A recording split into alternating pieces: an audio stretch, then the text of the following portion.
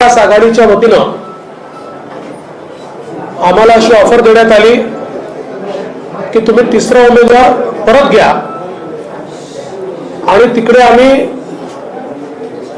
तुमचा जो पाचवा उमेदवार आहे त्याच्याकरता परत घेऊ।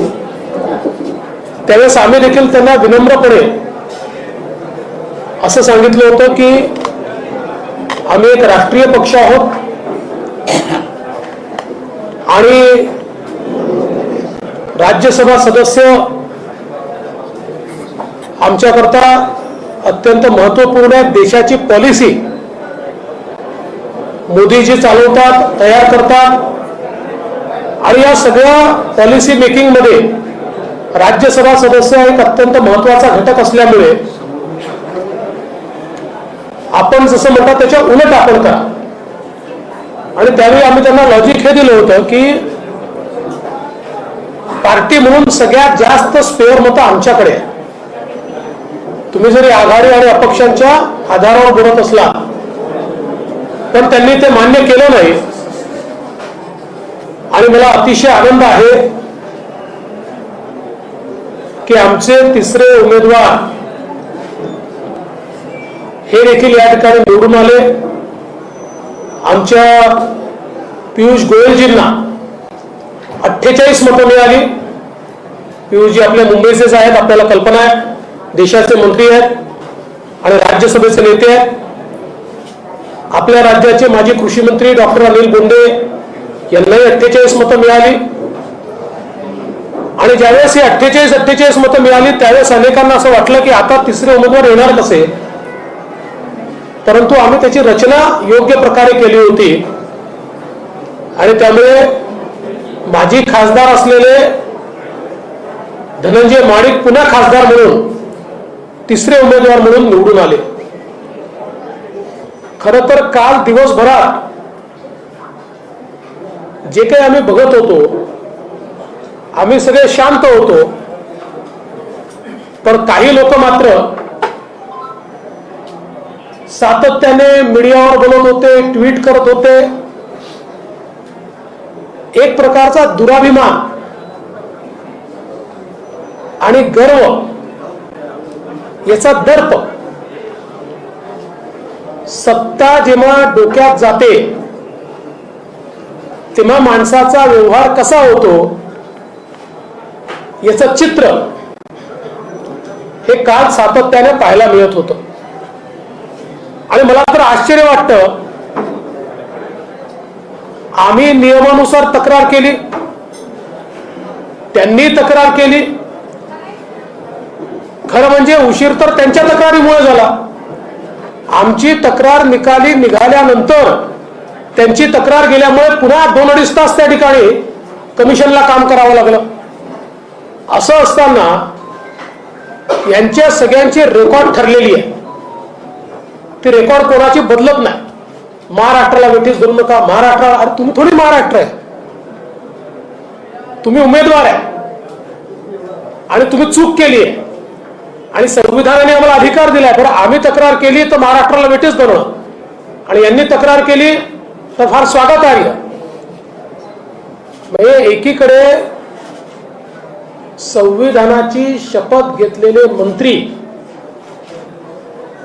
हे जेलमध्ये गेल्यानंतर त्यांची बेल रिजेक्ट झाल्यानंतरही त्यांना मंत्रिमंडळात ठेवतात। केवळ मंत्रिमंडळात ठेवतात असं नाही, अजूनही त्यांच्या विभागाचे निर्णय सोशल मीडियावर त्यांच्या फोटोसहित जाहीर करतात। म्हणजे वर्क फ्रॉम होमच्या ऐवजी वर्क फ्रॉम जेल अशा प्रकारची परिस्थिती पाहायला मिळते। आणि दुसरीकडे आम्ही एक तक्रार केल्याबरोबर यांनी संविधानाची पायमल्ली केली, संविधानाच्या विरोधात वागतात। हे जे आकांड तांडव करण्याचे एक तंत्र महाविकास आघाडीच्या घटकांनी विकसित केलं आहे, त्या आकांड तांडवाचा काल पूर्ण पर्दाफाश झाला।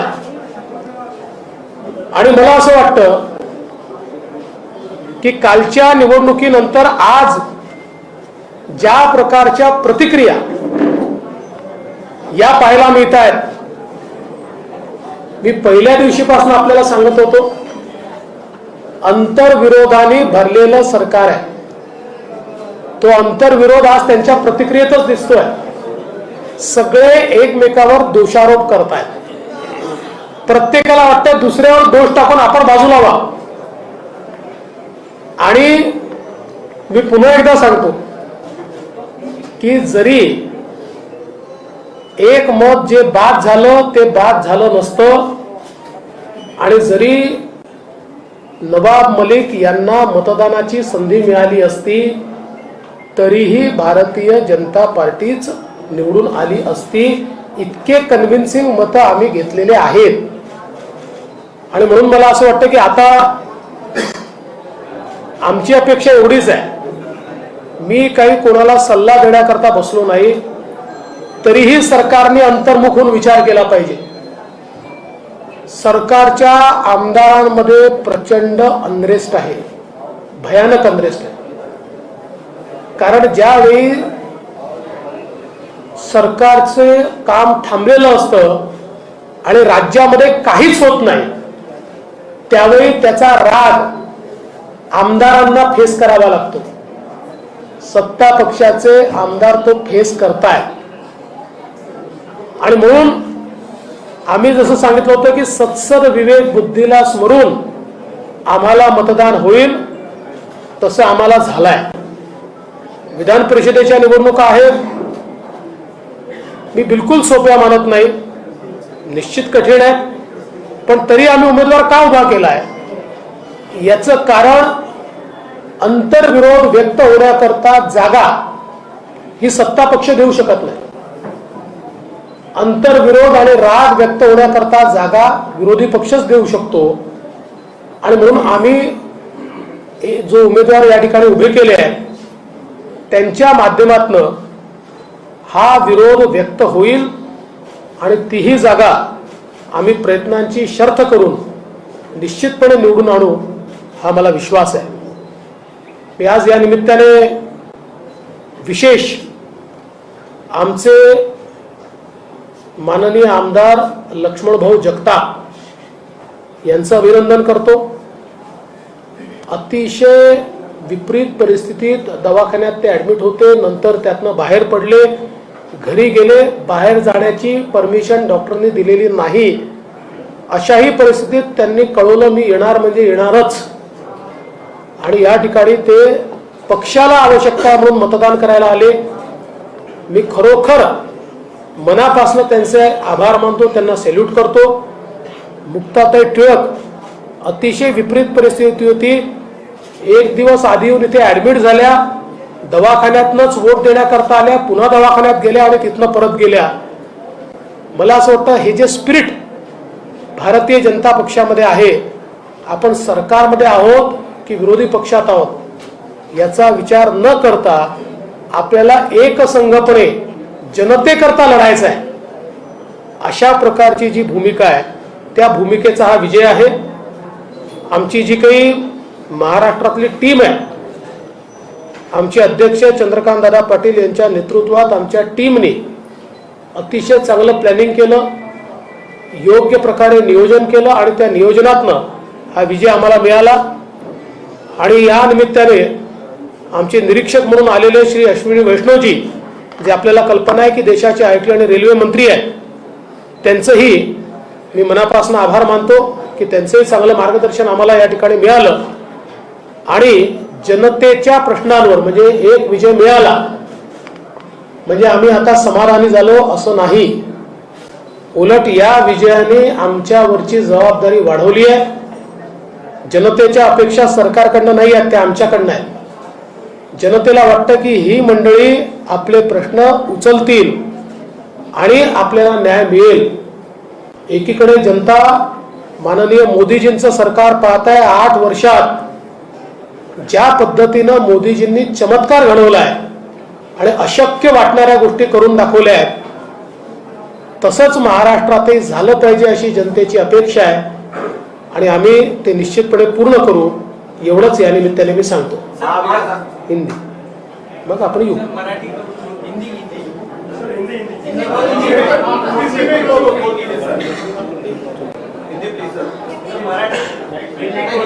आज मुझे इस बात की बहुत खुशी है, भारतीय जनता पार्टी के तीनों उम्मीदवार राज्यसभा पर निर्वाचित हुए हैं। राज्यसभा में हमारे नेता और देश के मंत्री माननीय पीयूष जी गोयल जो हमारे मुंबई से हैं, वे रिकॉर्ड 48 वोट लेकर यहाँ पर निर्वाचित हुए। हमारे महाराष्ट्र के पूर्व कृषि मंत्री डॉक्टर अनिल बोंडे जी, ये भी रिकॉर्ड 48 वोट लेकर निर्वाचित हुए। पूर्व सांसद और फिर से सांसद बने धनंजय महाडिक जी, इन्होंने कोल्हापुर की पद्धति से कुश्ती लड़ते हुए अंतिम क्षणों में ऐसा धोबी पछाड़ लगाया, ऐसा दाव खेला कि जिसके कारण शिवसेना के पहले नंबर के अधिकृत उम्मीदवार श्री संजय राउत जी, इनसे भी ज्यादा वोट लेकर धनंजय महाडिक जी चुनकर आए। मैं ऐसा मानता हूं कि निश्चित रूप से हमारी महाराष्ट्र की जो टीम है, माननीय चंद्रकांत दादा पाटिल इनके नेतृत्व में जो काम हुआ है, उस नियोजन के कारण ये विजय हमको मिली है। मैं ऐसा मानता हूं कि इस विजय के बाद जो बात मैं लगातार कह रहा था कि 2019 में महाराष्ट्र की जनता ने मोदी जी पर विश्वास रखते हुए महाराष्ट्र में बीजेपी को चुनकर दिया और साथ में शिवसेना को चुनकर दिया, और जिस प्रकार से हमारी पीठ में खंजर घोंपकर एक सरकार तैयार की गई, ये अंतर विरोध से भरी हुई सरकार चल नहीं पाएगी, काम नहीं कर पाएगी। चल तो रही है, लेकिन मुख्यमंत्री जी की कार चल रही है, सरकार बंद है, सरकार नहीं चल रही है। और आज जहां देश में 8 वर्षों में माननीय मोदी जी ने देश को बदला है, वही देश का सबसे अहम राज्य महाराष्ट्र पिछले 2.5 साल से बंद है। पिछले 2.5 साल से यहाँ के प्रोजेक्ट्स बंद है। न किसानों के बारे में कोई सोचता है, न मजदूरों के बारे में कोई सोचता है। सरकार कोई काम करती हुई हमको दिखाई नहीं पड़ती। और इसी अंतर विरोध को हमने राज्यसभा के चुनाव में भी देखा। राज्यसभा के चुनाव में जिस प्रकार से हमको वोट मिले हैं, जिस प्रकार से अपनी सत्सद विवेक बुद्धि को जागरूक कर कई एमएलएज ने हमको चुनकर दिया है, उन सबका मैं आभार व्यक्त करता हूं। मुझे ऐसा लगता है कि ये जो अभी खिसियानी बिल्ली खंबा नोचे वाली स्थिति महाविकास आघाड़ी की दिखाई पड़ रही है, लोगों को विक्टिमाइज करने की जगह उन्होंने इस हार से ये सीखना चाहिए कि जनता में भी अनरेस्ट है और उनके एमएलएज में भी अनरेस्ट है, और ये अनरेस्ट रिफ्लेक्ट हो रहा है। और इसलिए अपने कारोबार को सुधारने का प्रयास महाविकास आघाड़ी ने करना चाहिए। जिस प्रकार का भ्रष्टाचार, अनाचार, दुराचार, अत्याचार महाराष्ट्र में देखने को मिल रहा है, महाराष्ट्र की जनता उससे निजात चाहती है, और उसी का रिफ्लेक्शन आने वाले सारे चुनाव में देखने को मिलेगा और महाविकास आघाड़ी परास्त होगी। मैं हमारे तीनों चुनकर आए हुए सांसदों का बहुत बहुत अभिनंदन करता हूं। सर, माणसं आपलीसी करण्याची कला देवेंद्र फडणवीस यांच्याकडे आहे, त्याच्यामुळेच त्यांना हा चमत्कार घडला, अशी सूचक प्रतिक्रिया शरद पवार यांची आली आहे। त्याच्याकडे कसं बघता? मला असं वाटतं की एकेकाळी आणि आजही पवार साहेबांबद्दलही असं बोललं जायचं की ते माणसं जवळ करतात, सगळीकडे त्यांचे मित्र असतात। तसं आता आमचेही आहेत, सगळीकडे संबंध चांगले आहेत। आणि विशेषतः मला असं वाटतं की राजकारणामध्ये जिथे गॅप असेल, जिथे आंतरविरोध असेल, तिथे तिथे विरोधी पक्षाने योग्य काम करायचं असतं. ते योग्य काम आम्ही केलेलं आहे. याचा परिणाम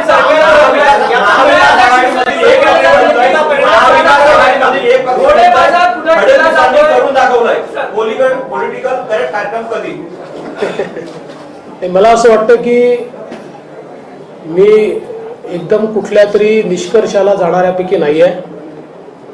पॉलिटिकल करेक्ट कार्यक्रम कधी होईल, जेव्हा होईल तेव्हा तो तुम्हाला दिसेल. पण आम्ही मात्र केवळ 2024 ची तयारी करतोय. 2024 ची लोकसभा, 2024 ची विधानसभा पूर्ण बहुमताने भारतीय जनता पार्टी जिंकेल. सर, घोडेबाजार केला जातोय त्यावेळेस 6 ते 8 मतं आम्हाला मिळणं अपेक्षित मिळाली नाही, कारण घोडेबाजार समोर उभा होता. वारंवार ते इथे येऊन असं आहे की आमदारांना घोडे म्हणणं ही त्यांची संस्कृती असू शकते. खरं म्हणजे त्यांनी घोडेबाजार ज्या दिवशीपासून सुरू केला त्या दिवशीपासूनच त्यांच्या आमदारांनी फैसला केला की आपल्याला घोडा म्हणतायत तर आपली आवश्यकता यांना नाही आहे आणि त्याच्यामुळे आपण आता बीजेपी सोबत गेलं पाहिजे. असं आहे, संजय राऊतांनी या गोष्टीचं आत्मपरीक्षण केलं पाहिजे की त्यांच्यापेक्षा जास्त आमच्या तिसऱ्या उमेदवाराला मतं मिळालेली आहेत.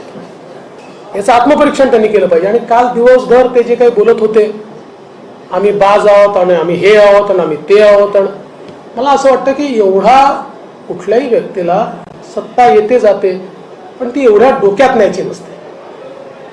6 लोकांची नावं त्यांनी जाहीर केली आणि त्यांनी असंही म्हटलंय की सुहास गांधींकडनं करण्याचा विचार सुरू. ते त्यांनी जरूर कोर्टात जावं. ते कोर्टात गेले तरी काही फरक पडणार नाही, कारण मी पहिलेच सांगितलं की सुहास कांदेंचं मत वैध असतं तरीही आणि नवाब मलिक वोटिंगला आले असते तरीही वोट डिफरन्स असा आहे की आम्ही जिंकलो असतो. त्यामुळे आणि हे नावं जाहीर करणं आणि धमक्या देणं त्यांचा आपापसातला विषय आहे. म्हणजे ते जे काही करतायत त्यांनी ते अधिक लोकप्रिय होणार नाहीये, त्याच्यामुळे त्यांच्यातला आंतरविरोध अजून उफाळून येणार आहे. सर, फडणवीस साहेब, सर विजयानंतर सर घोषणा सुरू होती, एक तो बाकी आहे, 20 तारीख बाकी आहे. आता ओपन बॅलेट मध्ये आपल्या उमेदवाराचा विजय झाला, विधान परिषदेमध्ये तर गुप्त मतदान असणार आहे, आपल्या दोन्ही उमेदवारांचा विजय हा निघून. असं आहे की आम्ही सगळी स्ट्रॅटेजी आमची परवापर्यंत खुली करू, म्हणजे कसं लढणार, कोण लढणार, आणि त्यानंतर आम्ही नीट मेहनत करू, आमचं प्लॅनिंग करू. निवडणूक ही निवडणुकीसारखी लढायची असते. अति आत्मविश्वास कुठल्याच निवडणुकीत कामाचा नसतो. आम्हाला याची कल्पना आहे की निवडणूक सोपी नाही आहे, पण जसं मगाशी दादांनी सांगितलं, जे चित्र आम्ही पाहतोय, जो आंतरविरोध आम्ही पाहतोय, जी नाराजी आम्ही पाहतोय, आणि समोरून येऊन म्हणजे खरंच सांगतो, अनेक सत्ता पक्षातल्या आमदारांनी येऊन आम्हाला हे सांगितलं, भाऊ काही झालं तरी उमेदवार परत घेऊ नका, बिनविरोध करू नका, आम्हाला दाखवूनच द्यायचं आहे. हे त्यांनी सांगितलं, खोटं सांगत नाहीये. त्याच्यामुळे याच्याच आधारावर आम्ही उभे आहोत. सर, अनेक आमदारांनी मुख्यमंत्र्यांविषयी नाराजी व्यक्त केली होती आणि आज शरद पवारांनी निकालानंतरची प्रतिक्रिया दिलेली आहे की चमत्कार देवेंद्र फडणवीस यांनी घडवला आणि ते आदिवासी लोकांना करण्याची कला आहे ती शिकली गेली पाहिजे, समजली गेली पाहिजे. मुख्यमंत्र्यांकडे त्यांचा रोख आहे तुम्हाला वाटतं? असं आहे की बिटवीन द लाईन्स हे राजकारण्यांनी बोलायचं असतं आणि ते पत्रकारांनी समजायचं असतं. राजकारण्यांनी बोलायचं नसतं. सर, भाजपनं रडीचा डाव खेळला आणि सिरियस काम करतो असं सुप्रिया सुळे म्हणतात. एकीकडे पवार तुमचं कौतुक करतात आणि सुप्रिया सुळेंचं असं आहे की हारल्यानंतर अशा प्रकारच्या प्रतिक्रिया येणं स्वाभाविक आहे. फडणवीस साहेब, संजय राऊत साहेब असं म्हणाले की भारतीय जनता पार्टीकडनं मोठ्या प्रमाणात घोड्या बाजार भरवण्यात आला आणि त्यांची बोली लावली बाजारामध्ये आणि घोड्यांना हरभरे चालण्यात आले आणि या निवडणुकीसाठी भारतीय जनता पक्षाने मोठ्या प्रमाणात पैशाचा वापर केला. त्यामुळे भारतीय जनता पार्टीचे जे तिसरे अधिकृत उमेदवार आहेत धनंजयजी महाडिक ते विजय झाले आहे आम्ही असं मानत नाहीत, असं संजय राऊत साहेब. असं कोणाला काही बोलता येतं. ते म्हणतील यांनी घोडे बाजार लावला, आम्ही म्हणून त्यांनी गधे बाजार लावला, त्याला अर्थ नसतो ना काही. सर, तुमच्या नेतृत्वात गोवा ठरवण्यात आली. सत्ता आली खाली, आता राज्यसभा आणि पुढे विधानसभा आणि नंतर आता महापालिकेचा क्रम तुमच्या पुढे आहे. साहेब, नेतृत्व एकच आहे, ते माननीय मोदीजींचं आहे. त्यांच्या नेतृत्वामुळेच आम्ही जिंकतो. त्यांच्या नेतृत्वामुळेच आम्हाला सगळीकडे लोकांमधनं सकारात्मकता मिळते. त्याच्यामुळे आम्ही सगळे पक्षाचे असे लोक आहोत की दिलं ते काम करायचं, जे जे काम मिळालं ते करायचं. आणि भारतीय जनता पक्षामध्ये व्यक्ती काम करत नाही, टीम काम करते. आमच्या टीमचा विजय. विधान परिषदेसाठी नेमकी काय समीकरण तुम्ही म्हणालात विरोधकच सांगतात 6 जागा देतो. ते समीकरण हळूहळू अनफोल्ड करतो. जी, जानना चाहेंगे कि कहाँ महाविकास आघाड़ी सरकार कम पड़ी और क्या वजह थी कि आपने तीनों लोग जीत के आए. विधान परिषद में भी क्या आप अपने जो उम्मीदवार से उतारे हैं उनको साथ में चुनाव लड़ाएंगे या फिर वापस लिया जाएगा, इससे लेकर स्ट्रेटेजी? देखिए, पहले तो मैंने हम क्यों जीते तो बोल ही दिया आपको. जहाँ तक विधान परिषद का सवाल है तो हम लोग 1-2 दिन में तय करेंगे हमारे कितने उम्मीदवार लड़ेंगे. लड़ाई आसान नहीं, हम जानते हैं, लेकिन चूंकि सरकार के एमएलएज में बहुत ज़्यादा अंतर्विरोध है, बहुत ज़्यादा सरकार के खिलाफ भावना है, और वो लोग सामने से आकर हमको कहते हैं कि भाई आप वापस मत लीजिए, हमको इनको दिखा देना है क्योंकि महाराष्ट्र में हम लोग प्रताड़ित है, हमारा कोई काम नहीं हो रहा है. तो मुझे लगता है कि उनकी भावनाओं को अभिव्यक्त करने के लिए एक फोरम के रूप में हम लोग खड़े हैं. नाना पटोले असं म्हणतात की शरद पवारांच्या मनात काय चाललेलं आहे ते जाणून घेण्यासाठी मी काय ज्योतिषाई घेण्यास सकाळी त्यांची प्रतिक्रिया दिली. मात्र पुढे जाऊन ते नक्कीच हे म्हणतात की आम्ही देवेंद्र फडणवीसांना नक्कीच जाऊन त्यांचं अभिनंदन करतो. नाही, आपले सुदृढ अशा प्रकारची लोकशाही आहे. त्यामुळे या लोकशाहीमध्ये त्यांनी आमचं अभिनंदन केलं पाहिजे. त्यांचा उमेदवार निवडून आला, त्यांनी उत्तर प्रदेशातनं उमेदवार आणले होते तरी ते निवडून गेले, त्यामुळे त्यांचंही मी अभिनंदन करतो. त्यानंतर प्रफुल्लभाईंचं तर निश्चितपणे करतो. प्रफुल्ल आपल्या महाराष्ट्रातलेच आहेत, त्यामुळे त्यांचंही मी अभिनंदन करतो. संजय राऊतांचं देखील मी अभिनंदन करतो. शेवटी दिवसभर त्यांनी खूप प्रयत्न केला, 1 वोट त्यांचं गेलं असलं तरी देखील कोटा कंप्लीट करता आला, त्याच्यामुळे त्यांचंही मी अतिशय मनापासून अभिनंदन. आपल्या महाराष्ट्राची संस्कृती एकमेकाचं अभिनंदन करण्याची.